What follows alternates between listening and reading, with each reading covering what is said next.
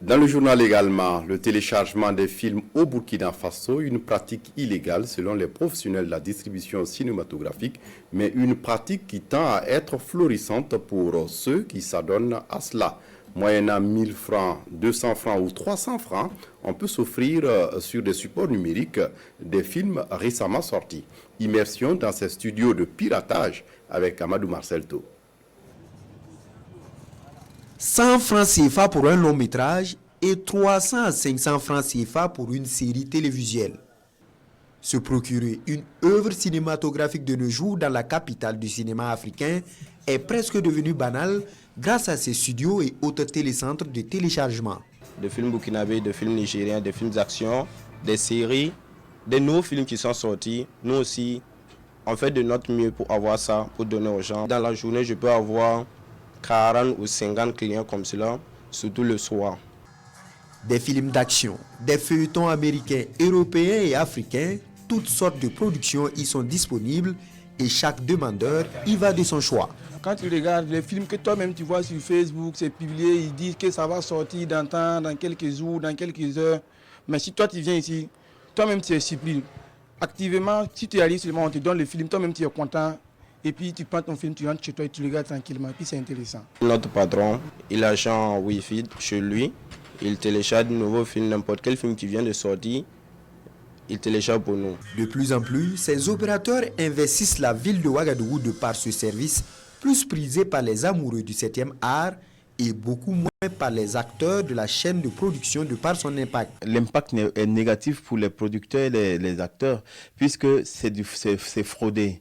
Donc les gars, ils vendent sur les clés ou bien les portables là, à 100 francs, 150 et ils se font des millions là-bas. Mais nous, les producteurs, beaucoup de producteurs n'en tirent rien de ça. Pour la promotion, ça aide, mais ça fait que les gens voient ton film, les gens en parlent, mais toi-même, tu as les poches trouées. La procédure de téléchargement, en tant que tel, ne cause pas de problème puisqu'il y a des lois qui régissent ce téléchargement. C'est maintenant la vente de ces produits vers le public, vers les cinéphiles, qui cause problème, qui doit être réglementée. Une limite qui accentue davantage le manque à gagner considérable selon ces professionnels du cinéma pour qui il serait nécessaire d'assainir ce milieu.